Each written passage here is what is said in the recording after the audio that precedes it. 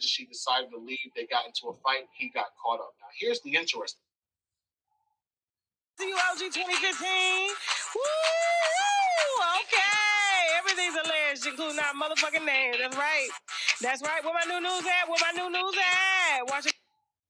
Mr. Dave. Come on. You said no more. City B. My new news. Yeah.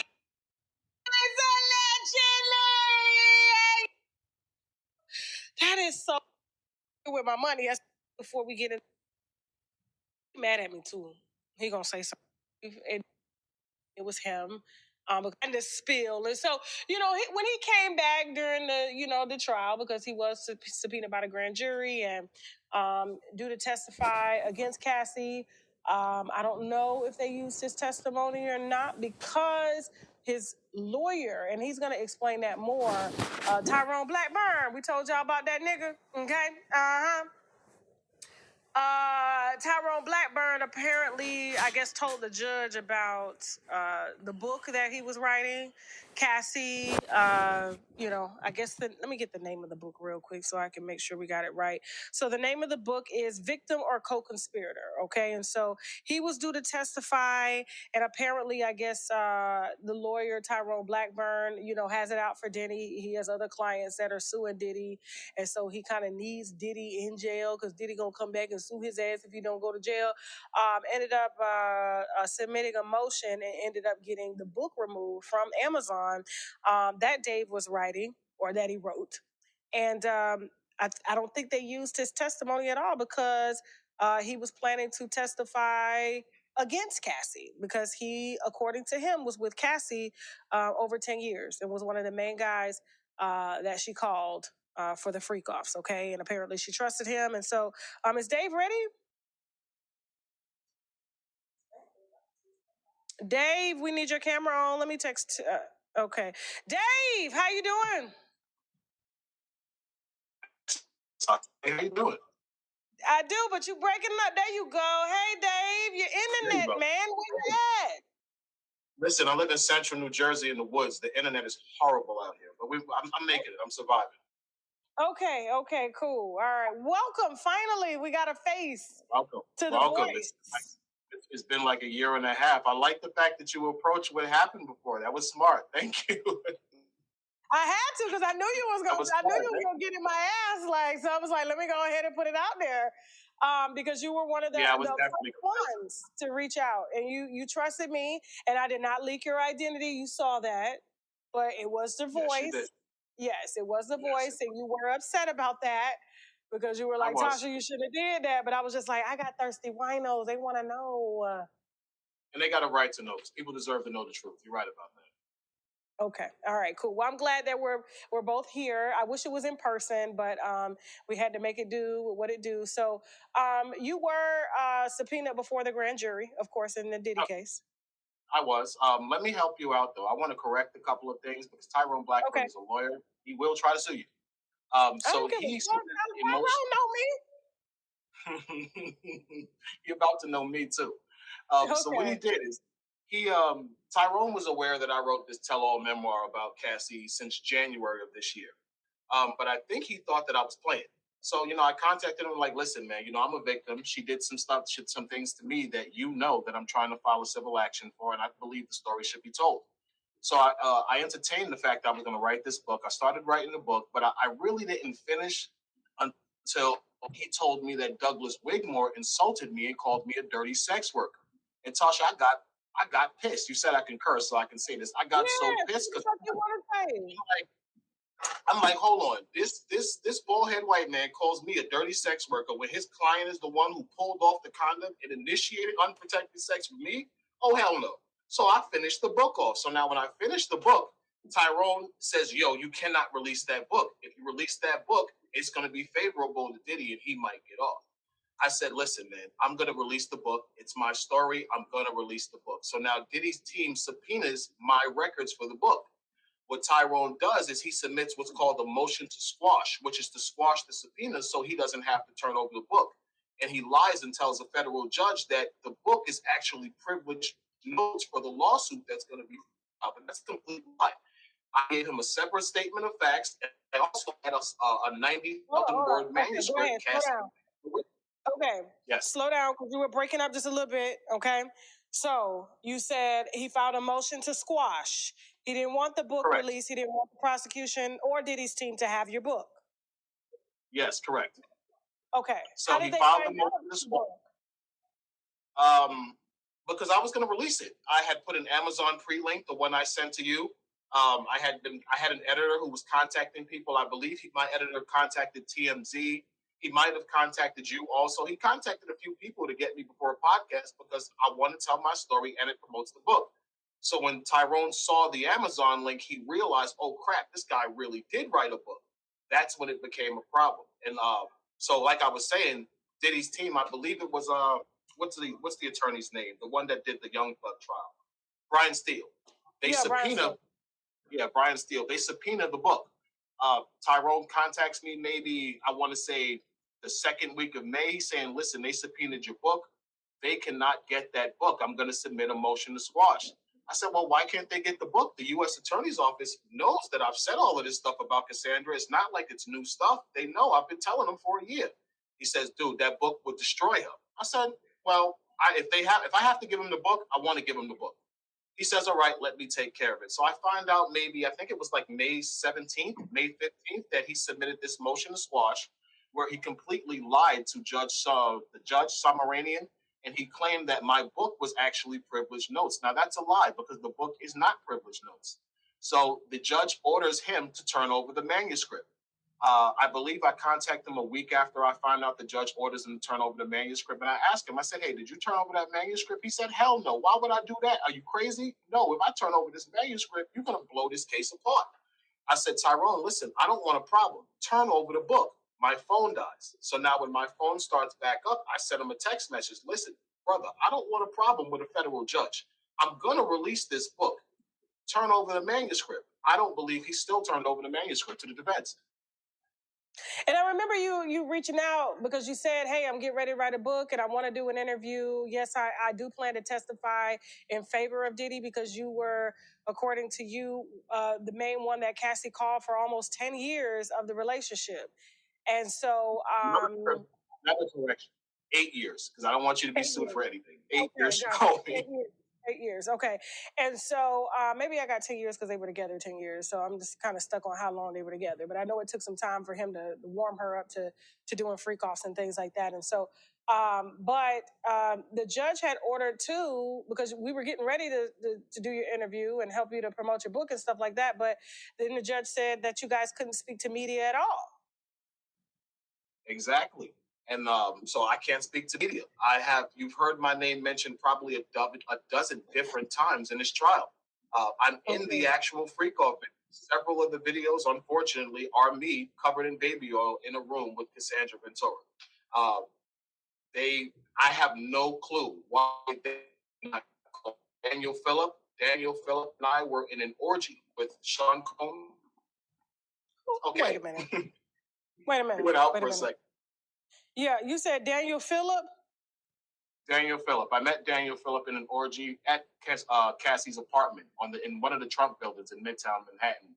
I believe it was 2011. That's where I met Daniel Phillip in an orgy where I was called by Cassie to have a sexathon. And basically the goal of this sexathon was for one of us to last the longest. Whoever lasts the longest was going to become her main boy toy. TashaK, I see your face. This is the truth. So for 2 days, myself and Daniel Phillip, we participated in this sexathon, Sex and Cassie. Daniel Phillip hung on there, but I think it was a Wednesday morning, actually. I think the morning of the wrap up of the thing, he finally couldn't participate anymore. Not because something's wrong with him. He had been up 2 days. He's back to back having sex with her. He was tired, so he couldn't perform anymore. But I still could. So I finished her off. I end up winning. Diddy comes out the room after he carries her in the other bedroom. He pays Daniel Phillip. Daniel Phillip leaves. He comes to me. He tells me out his own mouth. He says, "Listen, she said you were the best penis she ever had in her life." Wow, really? He said, "Yeah." He says, "Yo, she wants you to come back. She just needs some time to rest." I said, "All right." Now, I had been there 2 days, Tasha. I needed to go to work. I was an optician. I don't even think I was escorting anymore at the time, because I only started escorting because I was in prison. I got released. I had a great body. I was good with women. So someone hired me to be an escort. So maybe a year or two into it, I stopped. I got a job. I was an optician and I was trying to get my life together. I didn't have time for that, but Cassie paid me so well. It was kind of like a no-brainer. Beautiful woman, $5,000 every time I got to break her down. What 30-year-old? Rico said during our interview last week that the pay was $5,000. 5,000. I only got less than 5,000 one time, and that's the time Diddy drugged me. He gave me $1,500 to go home because I was completely drugged out of my face off of something he gave me. But every other time I got 5,000. The time with Daniel Phillip and winning this orgy, I think I got like $11,000 in total from winning the orgy, then coming back and dusting her off again. I had an extensive history with Cassie. I see your face. You're like, oh my God, yeah. How many hours did you go? Oh, the longest I ever had sex with was 4 days in Miami. You had to put your glasses on for that one. Okay, now hold on for a second. So when you have sex for 4 days, do you stop to pee? Do you take breaks? What happens? Yeah. It's kind of like, you know something? People don't realize something. Diddy is rich. He's as rich as a king.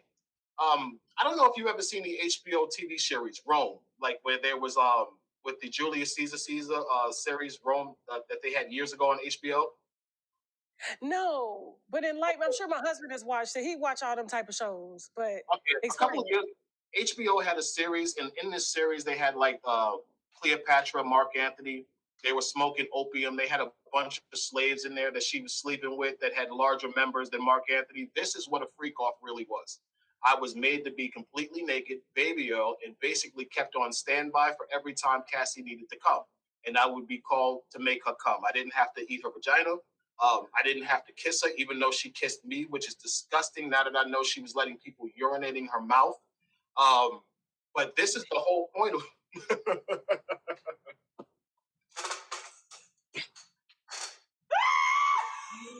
oh my God, man. Oh my God. Keep going. You are an excellent storyteller, and we look forward to this book. I'm gonna give you a week's worth of promotion on this book across all my platforms. That is on me for keeping your word, for coming through here, and for dropping this wine. We are going to heavily promote. Get his ass on the roster. Go ahead, keep going. Okay. I promised you I would tell you the truth because that's what this is about. You know, Diddy might have did a lot of bad stuff. He's horribly abusive to women. We all know this. This is his track record, but he does not deserve an unfair trial. And if there's evidence that says that Cassie's involved, they should not be holding that to make her look like this holier than art thou battered woman. He was abusive. He was abusive, but he wasn't abusive because she didn't want to have sex. That's the exact opposite. He was abusive because he would catch us having sex behind his back. She would emasculate him about his penis size because he's not that big. She would always get smart with him. And Diddy, from what I saw, Diddy is although he's incredibly successful, he's incredibly insecure. His ego is on everything. He would compete with me to try to sleep with Cassie better than me while he was paying me to do it, which was insane. An example, let's say I'm having sex with her. She comes. She's laying in the bed. She's like, oh my God, shaking. I usually would get up and stand off to the side to let him watch her react to coming. He would jump on top of her right after and try to have sex with her, I guess, to make her come again. Now, I'm 3 times larger than him, I would probably say, just off a glance. I've never had a sexual relationship with him. I need to say that because you have a... Keep going. In a room with this guy for 8 years. So it's like playing on basketball. When you're walking around with people in the basketball team, you're going to see things you don't want to see. So unfortunately, I saw Sean Combs' member. It's not big. So I believed Cassie when she said, yo, listen, my husband has a small penis. I'm hiring you because you can satisfy me. He likes to watch. I had absolutely no reason to doubt that she was telling the truth to that. Did he have a micro penis or something? It just was small. You know, he big pockets, little member. That's just what it was, man. He big pockets, you know, and women don't care. No disrespect. Women don't care when you got a lot of money. Listen, you got a lot of money. We can get around that. He got enough money. She was a young, horny girl. She liked to have sex. And this was the arrangement. He took her around. They would have these freak offs because she was into the swinger lifestyle. She tried to take me to strip clubs. She invited me to swinger parties. She would talk to me about the lifestyle and how her and Sean like to sometimes get together and get with other couples. So I was completely dumbfounded when I heard the fact that she was saying she was made to have these sexual relationships. And I'm like, when? I saw you being forced. I never saw you being afraid. The only time I saw you afraid is when he would catch you nutting behind his back when you told me to do it. So what are you talking about, you know? Nothing behind his back. So which means like Good example. I remember a situation. He got a phone call. So the rules of these freak offs or swinger parties was if he's watching as a voyeur, we can't do anything sexually when he's not there, and that's a basic trust issue between men and women who are involved in a swinger relationship. If you allow someone in your bedroom, you're expecting that person to follow the rules. Usually, if you're dealing with a couple where the man is consenting to you sleeping with his wife, the man is in control of that situation. So if he doesn't want you to do it with his wife, you can't. That's just the swinger lifestyle. And anyone who knows about the swinger lifestyle knows I'm telling the truth. If you've gone out and got someone in your bedroom, let's say for your husband, even if the woman likes the guy, she still has to defer to her husband because when that man leaves, you still got to live with your husband. It's common sense. So this is what Cassie would do. She would defer to Diddy just to make sure he was okay with the fact that she was giving me head, that she might want to keep having sex. And Cassie was insatiable. Diddy never made her have sex with. He never insinuated, yo, why don't you take some D? He never said that. She would go, she would tell him I'm ready. He would say, okay, you can start. He would watch, but he would be more of a protector. He would make sure nothing happened to her. He was incredibly protective of her, incredibly protective of her. They didn't put you or Rico on the stand. No, because they knew we were going to say that she was complicit. And it's nothing wrong with her being complicit. He's still guilty of sex trafficking. Like, look at all the stuff they're exposing. In order to be guilty of sex trafficking and this RICO that they're charging him with, he basically just has to know about it, have benefited in some way, and financed it, which he clearly all did by booking rooms in the name of Frank Black. Mind you, I've checked into Frank Black rooms probably 15 times. Every room I checked into from Miami, LA, New York, I checked in under Frank Black, so I could verify that. The abuse, I physically saw him assault her at least 5 times. I can verify that. I got her pregnant. She told me I got her pregnant to my face. Let's see. It was a lot. I have no reason why they did not call me other than the fact I released that book and they were afraid that if the defense got to me and they started asking me about Cassie, I was gonna say, yo, listen, no, that didn't happen. He didn't do that. And yeah, as a millionaire, as anybody, you can't solicit prostitutes and pay them. Like, it is against the law and it carries a long time. It's kind of it's teetering the lines of being a pimp, It is. and they take that kind of stuff serious. And even though girls are, it's crazy how the pimps get more time than the actual prostitutes. It is. Like, I feel like they have to do some changes when it comes to the laws behind that, because if girls are choosing to have a pimp and the pimp is there to protect them and ensure that they're not getting mistreated during their I guess encounters with men and stuff like that, and they have to pay the pimp for protection because, like, how is he going to make money? I don't know. I just feel like, to me, even though, yeah, he did all this shit, but I feel like the feds, they love a big cash out. 400 million is at stake that they're going to seize. I don't even think he'll have money for an appeal. They're going to have to go straight for a pardon, and then they'll be able to keep all of that. The Justice Department will inherit $400 million that was, I guess, made off of sex trafficking or illegal criminal crimes using his organization, bad boy records and all that stuff. And meanwhile, they get to retire off of that money. And it's like, why can't he retire off? Why are you allowed to retire off of money that you say is made illegally, and y'all get to use it to pay federal witnesses and pay for y'all retirement as well too? The money should be burned, right? Nobody should get the money. True. And it should definitely go to the true victims. Some of the male prostitutes that this has happened to I'm in law school. I've completely changed my life. I was a male escort 15 years ago. I went back to school. I'm trying to get a law degree now. So this coming up at this point in my life is incredibly embarrassing, but I realize it's something I have to deal with. So when I actually started looking into what I was involved with this whole RICO and sex trafficking thing, considering I studied the law, I started reading the statute. I read a bunch of cases, and I realized that the primary witnesses in sex trafficking cases are usually like drug addict women that were prostitutes, they robbed men, etc. But they're usually always the crux of the government's case. What the prostitutes say are pretty much what is verbatim, and that's what gets a pimp convicted. Look at Diddy's case. Look at how all of the male escorts, prostitutes, whatever you want to call them, are pretty much telling you Cassie's involved. Why are they not listening to any of us? They literally throw our faces out there, our information's out there. They're not trying to protect any of us. They don't give a damn. They're throwing us out there. They used us for material, and then they literally just left us out to be left just to the wolves and to the media. They would have never did this to women who were caught up in the sex trafficking ring. These they prostitutes. Do protect them. They do protect women. They protect them. I got people contacting me online. You're showing these videos. My name is coming up in all of the transcripts. I had Tisa Tells. Oh my God, Tisa Tells makes the most slanderous, defamatory video on me. She says that Diddy flipped me as a schmex worker. Diddy never flipped me. I haven't talked to Diddy since 2019. I've been a cooperating prosecution witness the entire prosecution. How could you make up a podcast claiming that Diddy flipped me? Diddy never flipped me. I'm not talking to Diddy. I'm telling the truth. Now, because I'm telling the truth and you're advocating for Diddy to go to jail because you build a platform of making him look like a complete piece of crap, which he actually is, you don't want to put anything out that says that Cassie might be complicit. You want to keep making Cassie look like a victim. Cassie's a victim of domestic violence, Tasha. We can't take that away from her. He did horrible things. I saw him two-piece her in the chest, and if you don't know what that means, that's a 1-2 punch, a jab, and a right hand. I saw him hit her like that and knock her across the room. I saw him kick her.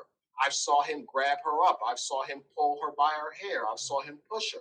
He was abusive to her, but it wasn't because of sex. It was because he's an abusive man, and they were in a toxic, drug-fueled relationship.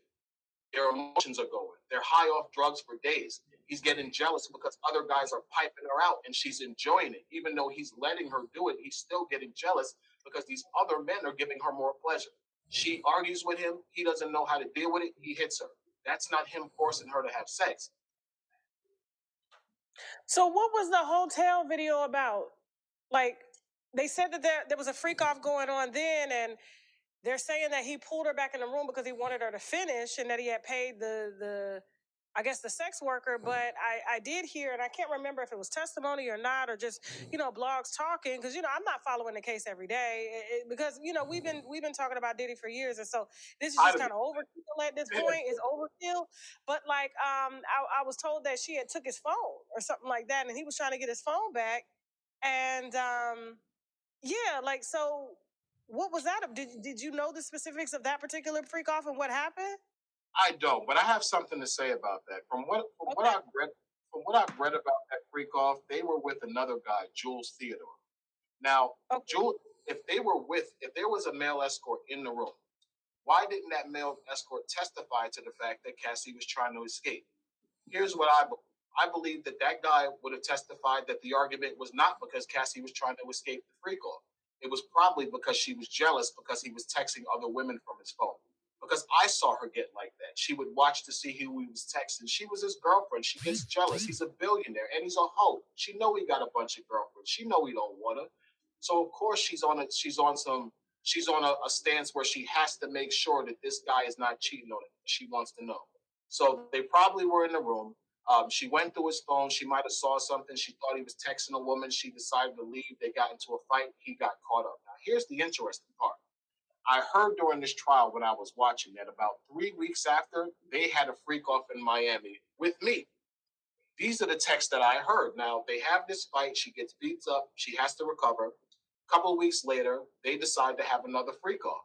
She tells him they need to change the energy. They need to change the person. The next thing they do is fly to Miami. They call me.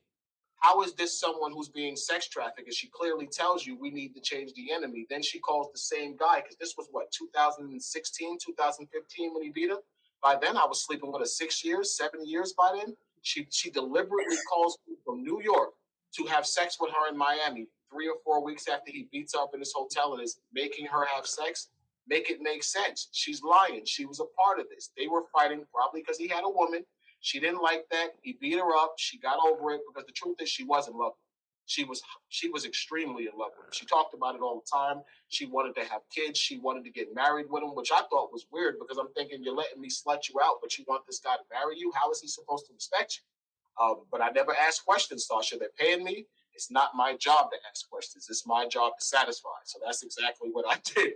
Um, that's what I have to say about that assault. Though I think that assault, I think they were fighting over his phone. I think she got mad. She tried to leave the room, and the male escort in the room can verify it. That's why he didn't testify. Because it makes no sense why myself or Jules Theodore, the two escorts they mentioned the most and the longest, haven't testified. It's probably because we're going to testify against Cassie, and they don't want that. Well, why didn't the defense team call y'all? I don't know. I can only assume that they might not know what I intend to say, which is probably the case. They don't know that I intend to say, listen, he did beat her. He did the things that they're saying, but she was involved also. So it's just safer to just leave you off because you may end up doing something. Exactly. And I can kind of understand that. Listen, it's safer. We don't really know what this guy is going to say. It's safer to just leave him out. But I know why the government's not. I know why the government's not calling me. They don't want me to say what I'm going to say about Cassie because they know it's all the truth. Were you in love with Cassie? Absolutely not. You can't be in love with a woman who is basically allowing herself to be slutted out, if I want to say that respectfully.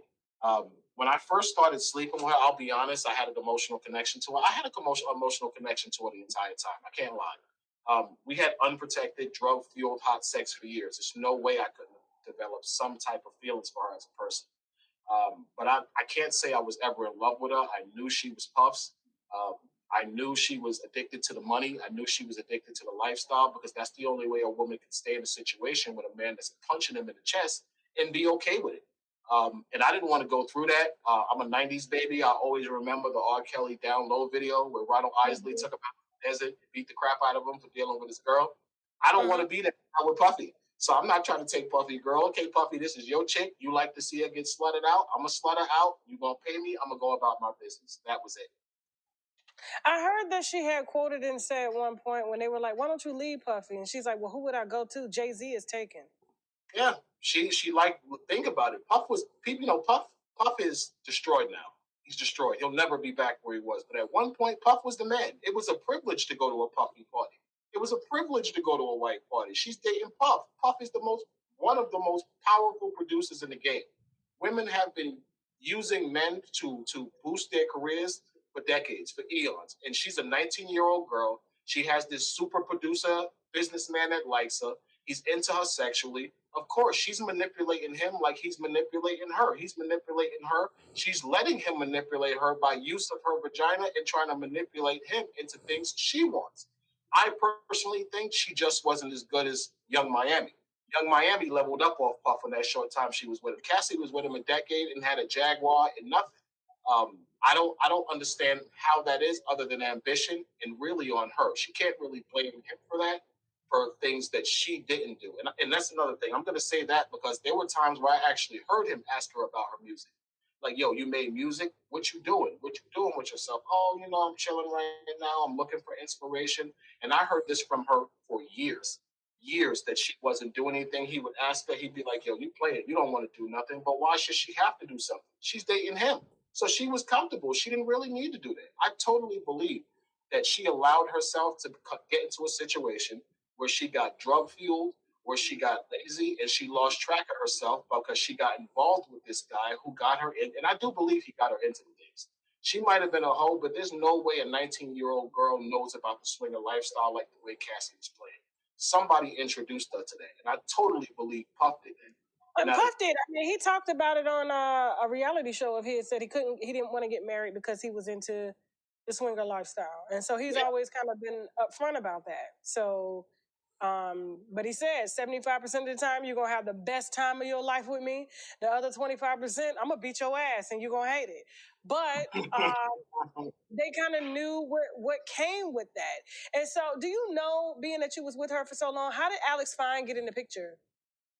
I believe he was hired to be her personal trainer, which makes perfect sense because the only way anybody would have got close enough to her to build a relationship is if Puff gave the green light.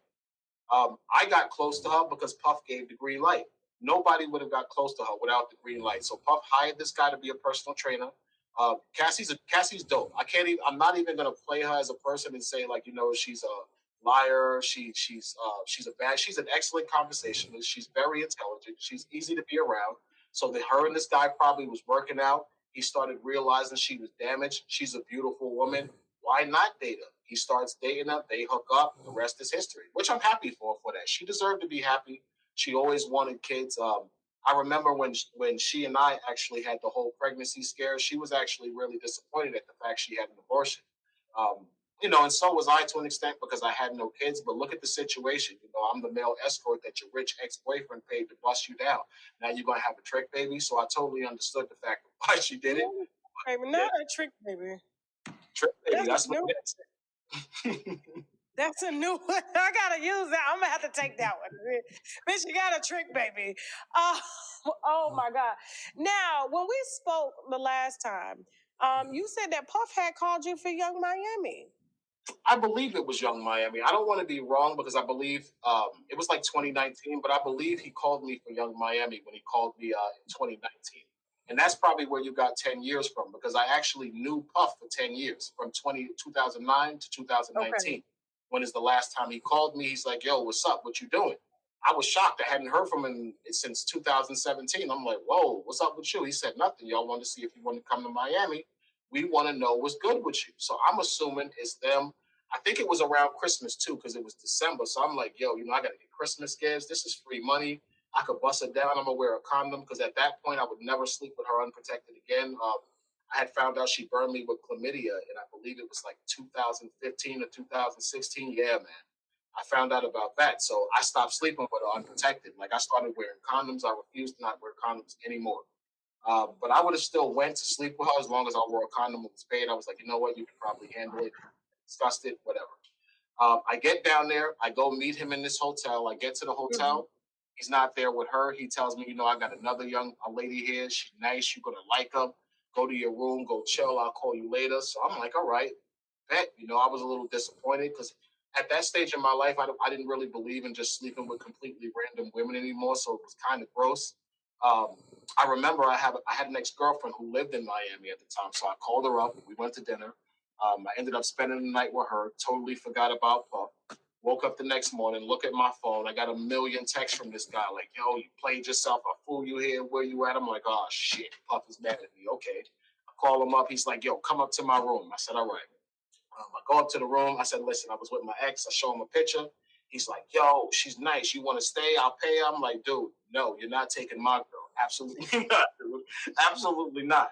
I ain't dumb. That's Puff Daddy. I could have the biggest penis in the world. She would have been gone. She would have been gone. The big penis get away. The only thing that get around big penis is big pockets. She would have been going. I knew this. So I'm like, no thanks, Puff. I'll pass.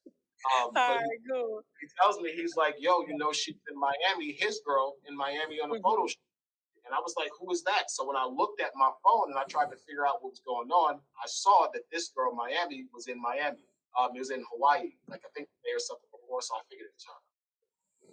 Damn. There was one sex worker, he did an interview. He ended up, I guess, trying to kill Trump. Did you see that interview with that sex worker? Yes, I did. Yeah, he said that he got paid $5 million because he contracted herpes. Did he? From Cassie, did he? I believe him. He's the one who, when I saw that interview, I knew that the things he was saying was the truth because I didn't see Jonathan Odie's interview till 2021. And when I saw it, he said I was a sex slave for Cassie. It was like, oh my God, this guy's talking about my life. This was me. Who the hell? He was making this shit up because he was like trying to kill Trump, and then he comes out with this interview talking about, yo, I was a sex slave, and we looking like, what? Where the fuck they get this dude from? Like, yeah. But at the time, he was younger, he was more attractive. Just like me, I'm older now, but at the time I was bigger, I was younger, I was more attractive. It was easier if you were in that lifestyle and you had a certain type of body, the physique, the chest, the arms. It wasn't really hard to be noticed by the right people. So I got noticed by Cassie, and that was pretty much history. So, Jesus Christ. Cassie Walls. I know I'll never be able to ask her this question, but her vagina walls. I'll be fair to her. I don't want to make myself. I don't want to make myself sound like I'm trying to aggrandize myself. But I used to, when Cassie and I would have sex, I would probably take less than 20 strokes to make her orgasm. I never orgasm really because the problem was the fact that she's not tight and the baby oil. Um, the baby oil was a problem. The baby oil kind of made sex impossible for a man to enjoy. The baby oil made a loose vagina looser than it needed to be. So it was literally like a constant. It was like being in hell, being constantly tormented, like I was gonna have an orgasm, but never being able to have an orgasm because she wasn't tight enough to make me orgasm. But she's orgasming back to back. I mean, I'm in her 20 strokes. Oh my God, she's squirting all over the bed. And then I'm like, yo, can I get something? Oh, I need a second. I think there was a period where I had sex with Cassandra, and this is the truth. I don't think I had one orgasm in 6 months every time I met her. It was so bad. I used to leave her and go out around Miami to bars and find women to sleep with just to have an orgasm because I'd be sleeping with her for days and not have orgasm. It was like the worst situation of blue balls a man could imagine.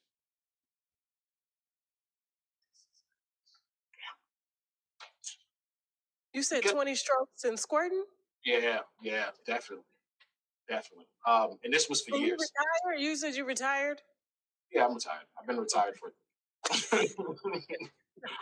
The wine hoes are like, why? Why is he retired? It's not an honorable profession, especially if you try to do it. And you know the craziest part? My mother was actually a minister. Oh gosh, minister. Y'all are the biggest. The men and the women that come up in the church under y'all be the biggest hoes, like for real. Yeah. So it was kind of embarrassing to it. It definitely was. I had to get out of that. It's never something I would do again.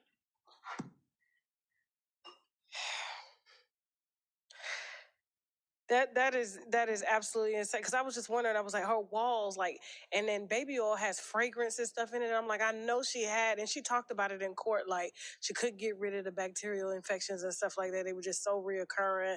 Antibiotics didn't work. How do you think I feel hearing all of this disgusting stuff that she's saying in court, especially being urinated in her mouth? Like she asked me to urinate on her. I said, "You expect me to have sex with you after I piss on you? That's gross. I'm not doing that." And she was like, "You don't like that?" I'm like, "No, that's nasty. Well, who would want to have sex with you after urinating on you?" She said, "No, it's something I really enjoy." Tasha, she explained to me why she liked being pissed on. She told me she likes the warm feeling of urine running down her body, this nasty chick. And I thought that chick was disgusting when she told me that. I said, "Are you serious?" But the way she explained it, I knew she was telling the truth. So I said, "Listen, shorty, I can't pee on you. That's not for me. But I will have sex with you. And clearly, I'm gonna have good sex with you." She said, "You know what? You don't have to do it." She stopped. They used to collect my semen in a cup, probably for a year or so, I wanted to say, until I actually started orgasm inside of her. Then they stopped asking me because she just started telling me, like coming. And I was stupid. I was young. I actually believed that because I beat Daniel Phillip, I was her only boy toy. So I thought the pussy was clean. And I'm just slaying it. Every time she's telling me, I'm straight making deposits. Why would they collect your semen? I didn't know. I thought it was weird. I complained for a few months until finally, I want to say it was maybe a year and a half in, they were doing it. I watch a lot of forensic TV, so I would get scared. I'm thinking he's using my DNA to try to set me up, some crazy shit. And I finally flipped out on him, like, "Yo, listen, I'm not giving y'all no more cum. Y'all taking my cum, y'all going in the next room. Like, what the hell y'all doing with my cum? It's creeping me out." She told me that she used to drink it because he liked to see her play with semen. I said, "You could do that right in front of him." Yeah. But she told me that encounter, she would never ask me again. I said, "Okay." And she never asked me again. Instead, she started asking me to come inside of her. And I was foolish. I did.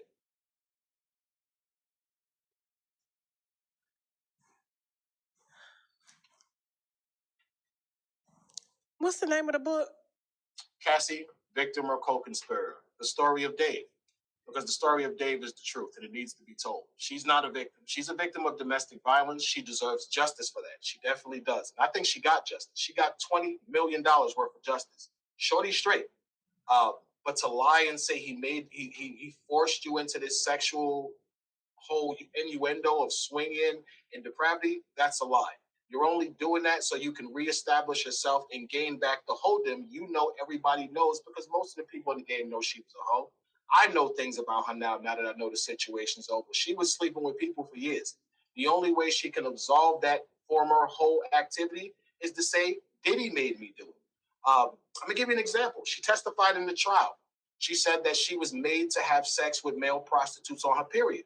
Tasha, that's a lie. She sexually assaulted me and forced herself on me on her period because she was mad I didn't want to come to LA and I was with my girlfriend for my anniversary. And I know this because she told me. It's in my book. You can read it. She flies me to LA. I get to LA. She's pissed off because I chose my girlfriend, my real life girlfriend, over this R&B singer dating a billionaire who I have absolutely no chance of securing and holding. I'm not stupid, but I'm in a committed relationship. But basically, I needed her money. So I had to make the decision to forego my anniversary or be fired by Cassie and fly to LA or stay with my girlfriend. I sold out. I chose the money, Tasha. I flew to LA. I get to LA maybe 1 o'clock in the morning, the Beverly Hills Hotel. I meet her at the Beverly Hills Hotel. These freak offs were always so ritualistic. I mean, there was candles throughout the room. The furniture would be covered. There would be like a platter with Astroglide and baby oil, and then another platter with like Ciroc, which is crazy. I never knew it was Diddy. DeLeon, water, things like that. But this time I went there. This one time, the entire living room was dark, which I thought was weird. Basically, in this encounter, what she does is she keeps the room dark so I can't see the fact that she's menstruating. She kind of seduces me into thinking that we're going to have sex regularly because, again, I don't know she's on a menstrual cycle.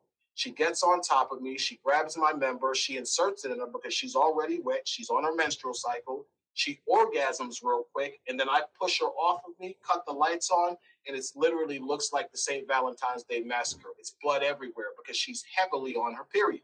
So I'm pissed. I'm like, I said, why would you do something like that to me? This is disgusting. Tasha, the girl is totally shitting on me. She's like, so what? So what? And she's arrogant about it. So Diddy's sitting there watching it. He's her man. He's her protector.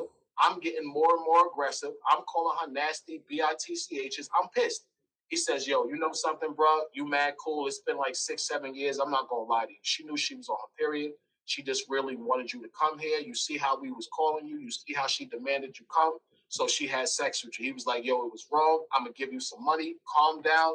Let's not do this. We've been seeing each other too long. He really used to try to be a mediator. I'm not going to lie. He goes in the room. He gets me like $5,000. He comes out. He gives me $5,000 to stop arguing with her. Tasha, I stopped arguing with her. He says, yo, go check it in your room. He gives me a key for my suite in the Beverly Hills Hotel. I take my $5 cash. I go to my room. I go to sleep. I wake up the next day. She calls me that night. She apologizes about the night before. She says, listen, I was drunk. I'm on my period. I was horny. You really disappointed me by the fact that you didn't want to come. And she said, yeah, what I did was wrong. I'm sorry. I should have told you I was on my period. She totally apologized. So how could you get on the stand and tell the stand that Diddy made you have sex with me when you know for a fact that I know that that's a lie? Yeah. I don't want to say I feel bad for Diddy because I know the women are going to destroy me, but I kind of feel bad for him because he's not totally being lied on, but his bitter ex-girlfriend who You didn't smell it? You didn't smell the period blood? No, actually, I got to be fair. Her vagina never stunk. Never stunk. All that fuck is she doing? Never stunk. Never. Maybe she kept herself clean for me. I don't know, but she smelled like lavender every time I touched her. She never stunk. Never. Never. Did he call you for the other Jane Does, or you only just serviced her? Only her. I never met Christina Coram. I never saw any of the staff. I was meticulously hidden from sight because I was specifically hired to service Cassie. I think the only person So let me say this. Y'all were pretty much on three of you guys in a relationship. Kind of, yeah, with him being the supervisor, yes. With no homosexual activity. Let's make that clear. He never tried to? Oh, no, he did try, but nothing ever happened. He tried me, I want to say he tried me once. Back up. Wait a minute. What do you mean you're saying that Diddy, Puff Daddy, Sean Combs, tried to what with you? He didn't try to what with me. He tried to psych me out into fucking him. I don't want to blow up my whole book, but I'll tell you basically what happened. They're gonna buy it anyway. They're gonna buy it anyway. Don't worry. We got a whole week worth of promotions. Just give me that motherfucking link. We support up over here.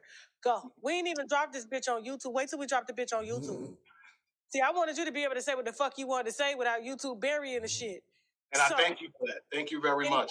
Yes. Anytime. That's what we over here for. Okay, so did he try to do what to you now during the freak off? Okay. So in I want to say it was 2015 or 2016, I fly to Miami to meet them. I think it was March 2016 because I think it was Ultra Weekend. It's like a huge festival that goes on in Miami for the music business industry every year. Okay. Fly out there. I go meet them at the one hotel, the SLS. That was the hotel I met them at. Okay. I meet them. They're in this penthouse suite overlooking the Miami beach. He's high out of his face. He's rolling. I think he's high on ecstasy because I can see his eyes rolling. He's high out of his face. I and Cassie go out on the balcony. I'm naked. Cassie's naked. You know, we're both in amazing shape. He's like, yo, y'all motherfuckers look good. Yo, you look like a god. And he's doing all of this complimenting, which was weird because I'm like, dude, I'm naked and I'm standing naked with your girl. Like, what the hell are you talking about? Long story short, Cassie had some sense. She's like, listen, you got to go inside because paparazzi watches. If they catch a glimpse of me with a naked chocolate man like you, I'm going to have a problem. She brings me back inside the suite. She goes into the master bedroom to get ready for the freak off. So while I'm waiting in the living room, Puff pulls out the piano seat. He sits at the grand piano behind the door and he gives me a joint. So, you know, he and I are sitting there smoking a joint.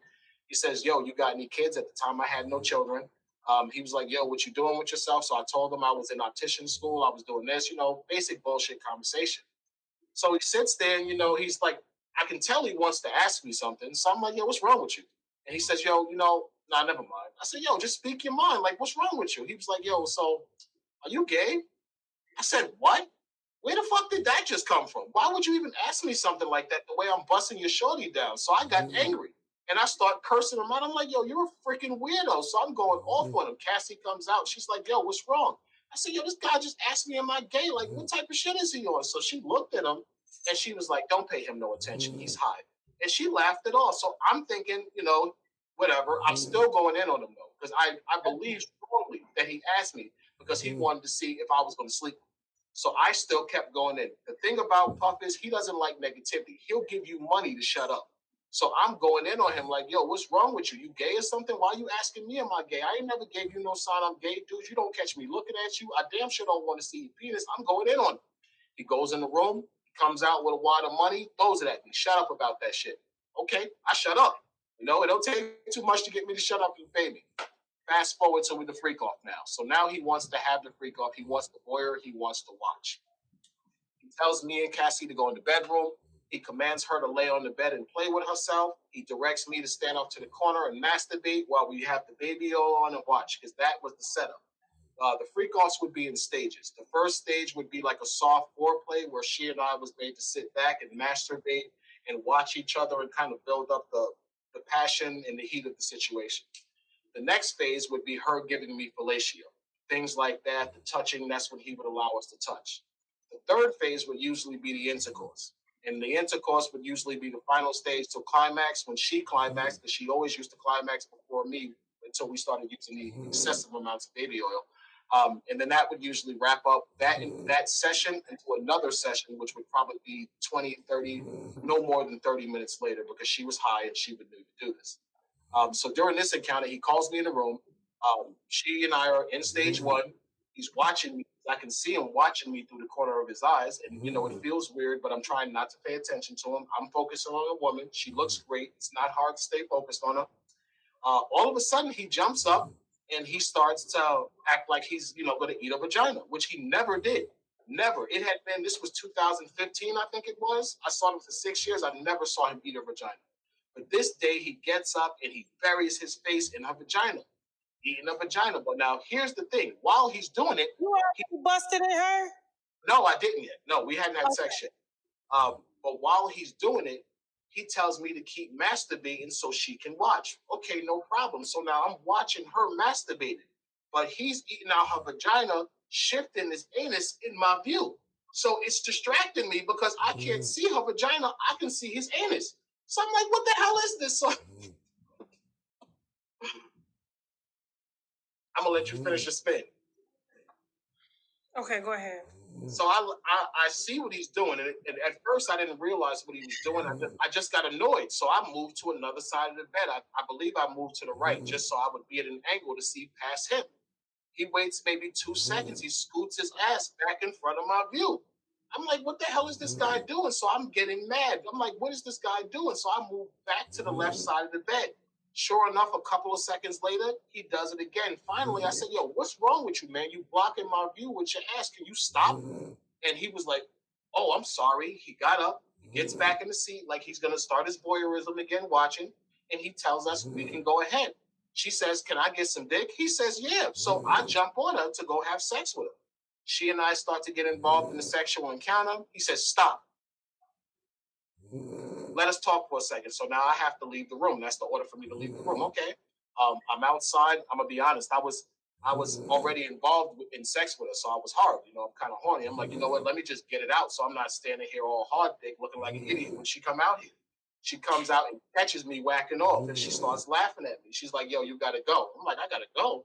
Why? And she's like, yo, you got to go. I'll see you later. She's like, yo, you passed, though. And I said, I passed? What do you mean I passed? She was like, yo, you passed. She gives me a big hug. She kisses me. She says, yo, you passed. When I call you later, it's going down. I was like, all right, whatever. I left. I started walking around the strip. I didn't really know what she was talking about until probably later that night when I thought about it. Why is he doing that? Because he was trying to entice me to make me think that his asshole was the same as her vagina. And he was hoping that I might have been high and did it, but I wasn't. So that's the only time he propositioned me. Well, I feel he propositioned me because he definitely did that, hoping that he could manipulate me into possibly sleeping with me. What's the name of the book again? Cassie, Victim or Co-Conspirator, Story of Pain. Okay. Anything else you want to add before we wrap this up here? No, Tasha, I want to thank you for allowing me to finally get this out before the public. Anytime. It has been a nightmare, you know. Like I've been living here in my name. I'm not allowed to tell my story. There people are creating narratives that are not true. I might have been a male escort, but I wasn't nasty. I didn't sleep with women unprotected. Cassie she conned me into believing that I was in a monogamous, exclusive relationship being paid because her boyfriend had a small penis. I saw her boyfriend had a small penis. Why would I think she's lying? I didn't know she was sleeping with 30 or 40 men. So I'm not the nasty one. She's the nasty one because she was tricking all these men into unprotected sex and to whatever she was doing. And now she wants to claim that she was being forced. Absolutely not. So I'm thankful to you that you allowed me to tell this story because Cassie is not a victim of sex trafficking. Don't you worry. It's going out next week. Winos, thank Dave, okay? Because Dave was one of the first sources to come to us and give y'all this exclusive first. I'm sorry that the other platforms are not being courteous. And that's why we are getting a lot of the guests on our platform because, you know, we're not, you know, yeah, we have our opinions, but at the end of the day, your story is your story. We don't get in the way of that. Yeah. So I noticed you don't lie on people, and that's what I like about you. You don't lie. No. And like I said, the phone lines are always open for y'all to come on down and correct some shit. And so it is what it is. But thank you, Dave. Victim or Co-Conspirator is going to be live on victim or co-conspirator.com. That's victim or co-conspirator.com. And I'm going to say that one more time, victim or co-conspirator.com, written by Dave. He was a male escort to Cassie and Diddy for 8 years. Okay. And so, yeah, we will be in contact. Thank you, Dave. Thank you so much, Tasha. All righty. Bye-bye. I don't even know what to say. There's not too many people that let me take my mushroom extract complex. I need something to give me energy. I don't even know what to say to that. Give me a minute. Put the music on, so let me reset the energy here. so we can get into the other topics. Okay?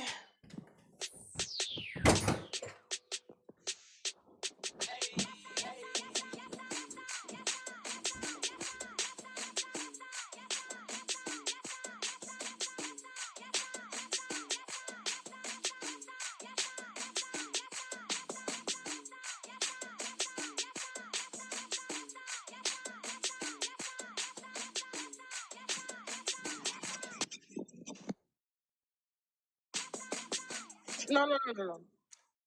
Drop the link. I want to hear what the winos got to say. That was so much. Listen, the link is in the chat. You're going to have to take the link. I don't know if they'll be able to directly click on it. Shay, can they click on links, the winos? You sure? Because last time they had to take it and copy it and put it in another browser to call in. We got to get a phone line, too. It's like yesterday. We got to get a phone line, put it on speaker. I have to hear y'all thoughts on this. I do. I just have to. I'm gonna give y'all a few minutes and then we'll get to the. How long we been live? Okay. Do y'all want to call in on?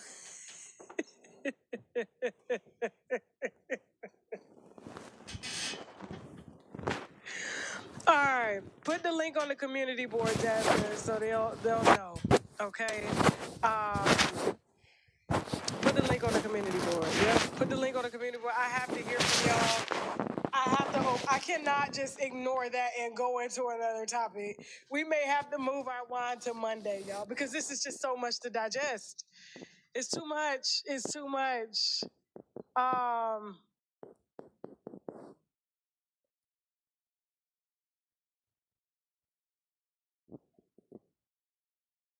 I don't think he said he used protection every time. He said he started using protection after he got chlamydia.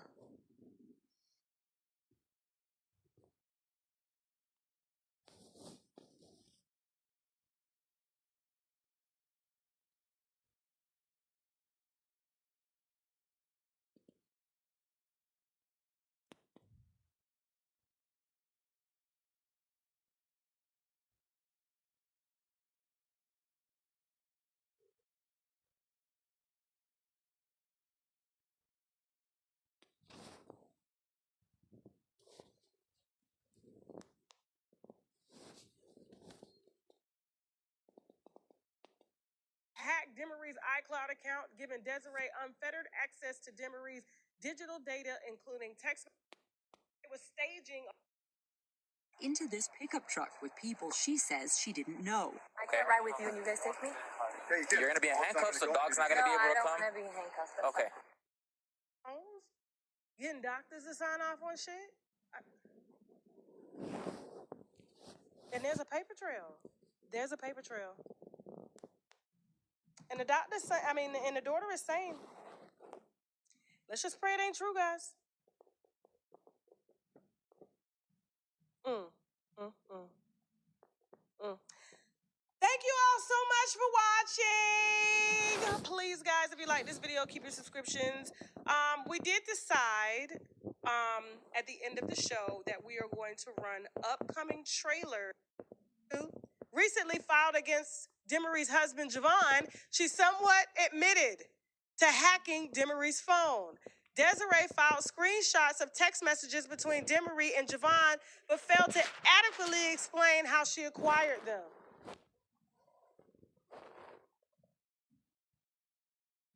She put the case number in there with the evidence.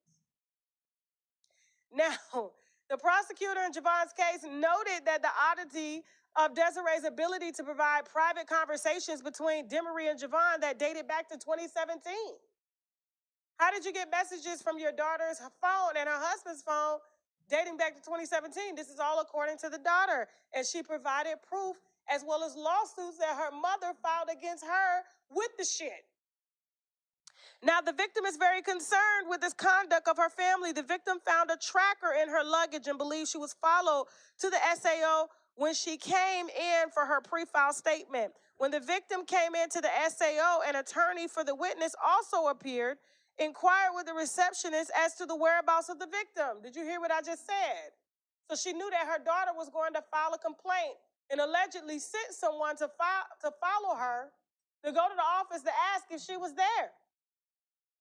As explained below, Desiree used illegal bedroom recordings, stolen iCloud data, and other names during her conspiracy to fraudulently convince people that Demery needed to be unlawfully committed to a mental health institution and drug rehab facility under Florida's Baker Act and Man-Made Act statutes. She used the same information to get Javon, her husband, falsely arrested as well. Desiree threatened her daughter, threatened to Baker Act Demery. Now, Desiree's first time threatening to commit wrongfully Demery to a mental health institution occurred September 14, 2023. That day, Desiree lured Demery to her home in Pinecrest, Florida, under the false pretense that Demery's uncle needed to be taken to the hospital, which was untrue.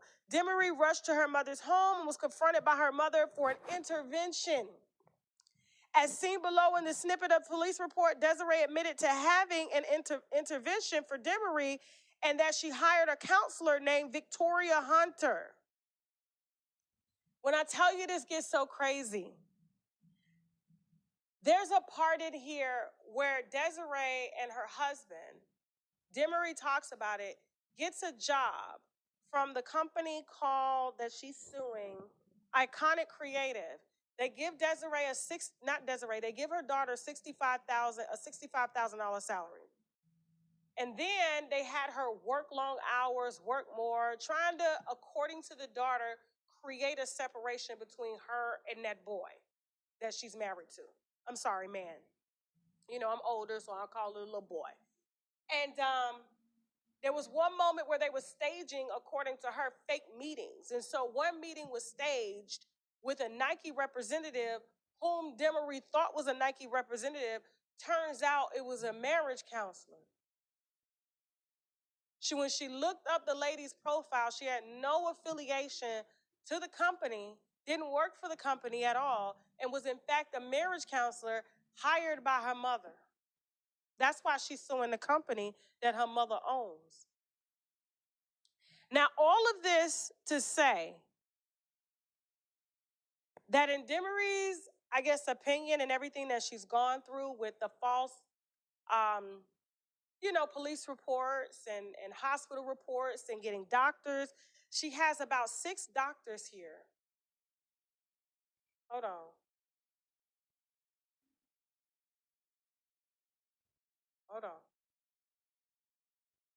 Let me get these doctors. All in Florida. So, okay, it's 4 doctors. So she has about 4 doctors. One's name is Clay Weaver. He's a chief executive officer for LCSW. Daniel Bober, DO, director of operations, a medical director. Andrew Spady, MD, psychiatrist. And Catherine Manley, LMHC, a chief operating officer. All of these people signed documents against Demery to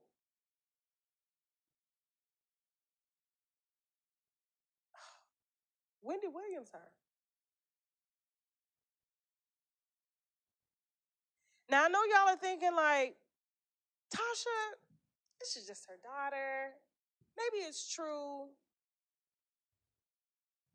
But when I tell you that what's documented here is so well documented that if a prosecutor wasn't bought, because, Demery claims that her mother has, strong relationships with prosecutors, especially in the Southern District and Eastern District of New York. That if a clean slated prosecutor was to look at this, what Demery is alleging here is no doubt, and she put it in here, okay? Hold on for a second. She put all the arrests in here. A violation of the Racketeering, Influenced, and Corrupt Organizations Act, RICO. Because if she can get doctors, law enforcement, judges, everybody to sign off on this, this is a crime. This is an organized crime. Like, This is what Diddy is I'm on trial finna for. know why. Everything that she's connected to, Desiree, all of the wealth that she's gained. Do you know Diddy's wealth of $400 million is up for grabs? They're going to seize it if he's found guilty of RICO because they're saying that he accumulated this money by being a criminal. So they're going to seize it. The Department of Justice is going to seize it. This is what her daughter is alleging and put diligently in this lawsuit. And Desiree has been trying to get it thrown out. But when she decided to come to the news, the white people news, and the white folks picked it up, Desiree knows how powerful media is because according to sources that I know, apparently she's came after black media, even so much Milagro, because when you look at Milagro's case with Megan Thee Stallion, because you know Megan is signed to Roc Nation, that's filed in the state of Florida. Megan and Milagro are residents of Houston.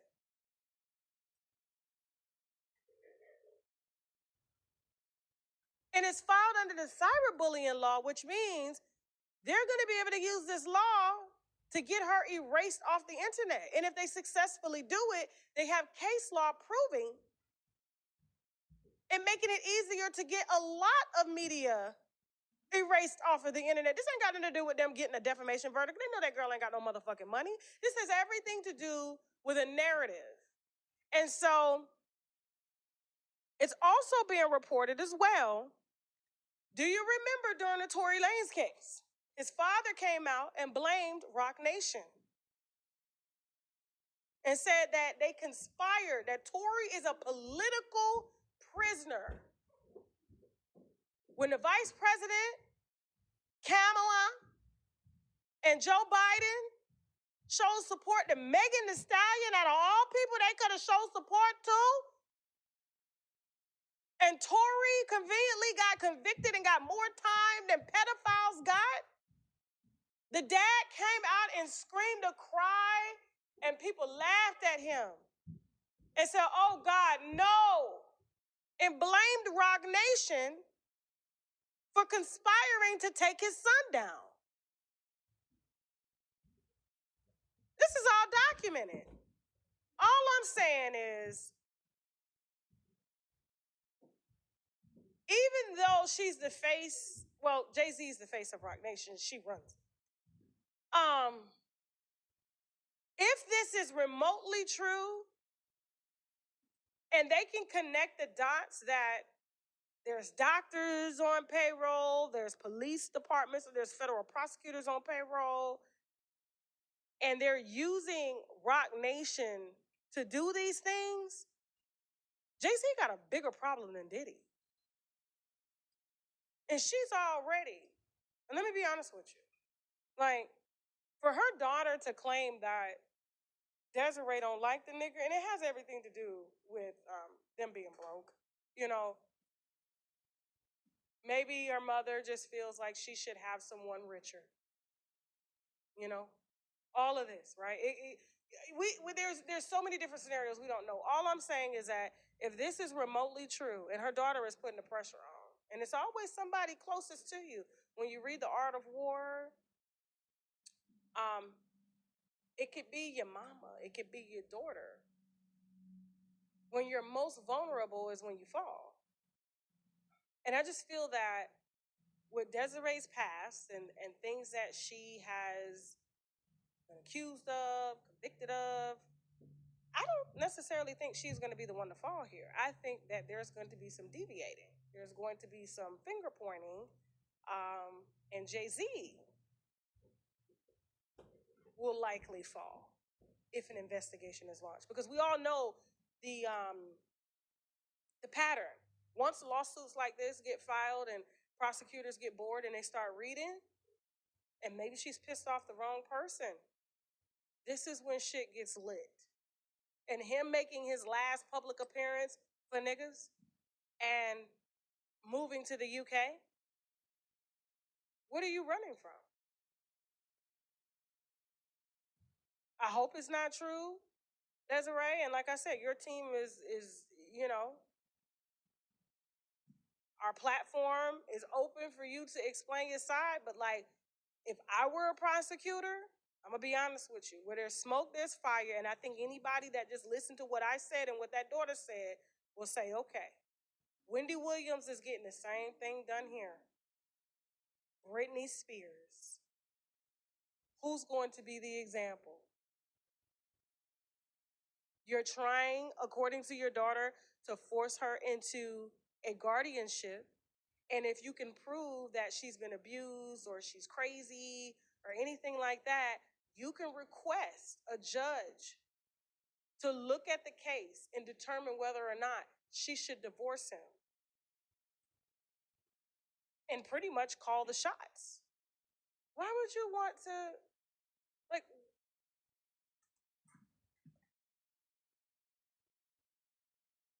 I mean, think about this, y'all. Think about it.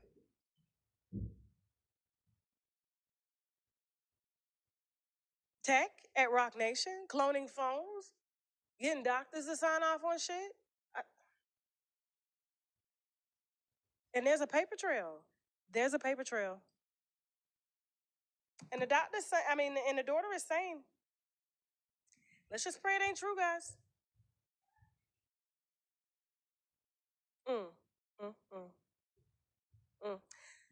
Thank you all so much for watching. Please, guys, if you like this video, keep your subscriptions.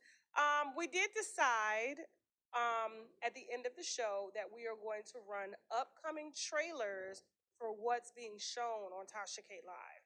Because we noticed that a lot of times you guys don't know what new movies are here or what new movies are streaming on other platforms that we have licensed. And so at the end of the show, Jasmine's going to show trailers, no promotional products or anything like that, just so you know and you're informed. And so Tubi is free to you, and so is TashaK Live because you pay for it, okay? And so, yes, I did want to forewarn you guys about that, so you don't think, it's supposed to be ad-free. And it's like, well, how are we supposed to tell y'all when we got movies out? And so thank you guys so much for the support on the last interview. I think it's now trending number 5, if I'm not mistaken, on Tubi. It has risen 2 places, so y'all did that, and y'all are already asking for the second movie, and TashaK is writing it. And so TashaK, that's TashaK's movie. All I did was give me a line. Okay. Action. And a little shay. And a little shay. So yes, that had nothing to do with me. That had everything to do with TashaK and his great writing. And my husband's been doing movies for almost 22 years. And so this is his dream. This is his thing. This is what he does. I do commentary, and I'm really good at, marketing and sales, okay? And so, yes. And I love you guys so much. I hope you enjoyed both shows, part 1 and part 2. If you're here, you haven't seen part 1, go back and watch it. So, yes, you said this is definitely organized crime, Haiti. Yeah, it's a lot going on. It's a lot. And so let's just hope Jay-Z is clear of all this, because a lot of times, with my colleague, Carlos Watson, they tried him and they tried the company. So, is Jay-Z going to snitch on Desiree? Is Desiree going to snitch on, what's it going to be? I just know, like, when you, thank you so much, Monty B. Yeah, it's going, you said AI wrote that movie. AI did not write that movie. My husband wrote that damn movie years ago. The fuck? Okay. Let me see, ad-free, but the trailers will be updated. Yep. Okay, alrighty then. So listen, I love you guys, and I will see y'all Wednesday for some White Wine Wednesday, okay? Now I gotta go get my motherfucking haircut. Bye!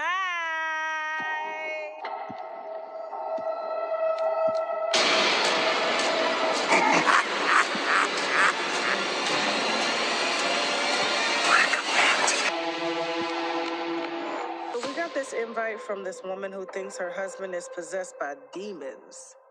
I'm not sure about this one, y'all. Are you kidding? When the last time we covered a story like this, Tasha?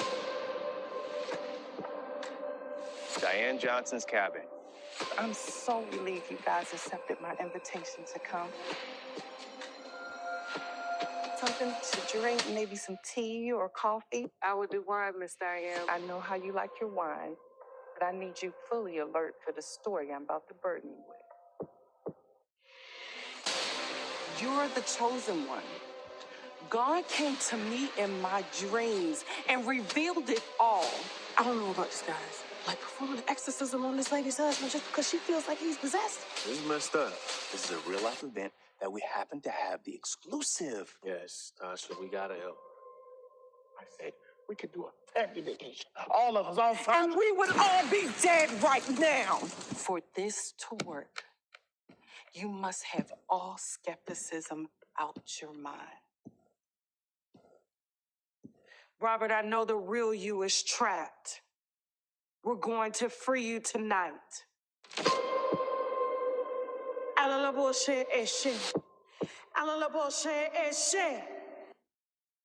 What brings you in, Travis? Say something to me! I'm sorry. Better question. What are you going through?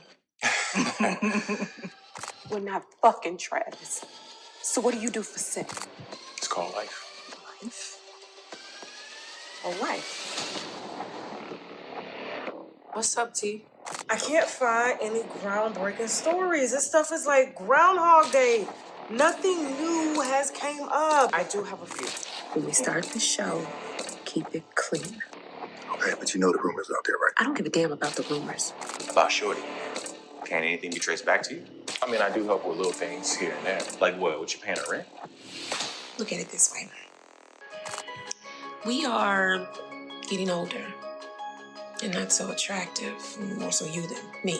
What better way than to pull the wool over your eyes than sex? So, what the fuck happened again? A bitch set me up with a trans and I didn't even know it. Oh, Lord Jesus. So is it true? The blogs and their unending desire to ruin our relationship.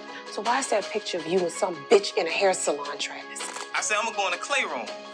Now, mind you, when I'm in this clay room, I said, this nigga come in here in the next 2 minutes with fully dressed, tell me to go, he's gay.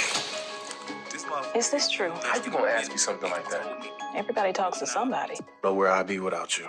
I don't know where you'd be either.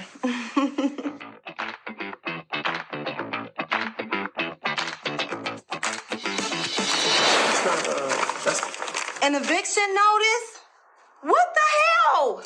Okay, so I'm the source of all of our problems or something? I've been here less than 5 minutes and problem. Where's Malcolm? Malcolm, where's my money? I have noticed you're behind on the rent. Is there anything I can do to lighten the load? Lighten the load? I'm calling to let you know that you are out of line. Check your Cash App. What? You're not gonna do it, are you? Tanya. Not a time for jokes, Steve. Malcolm!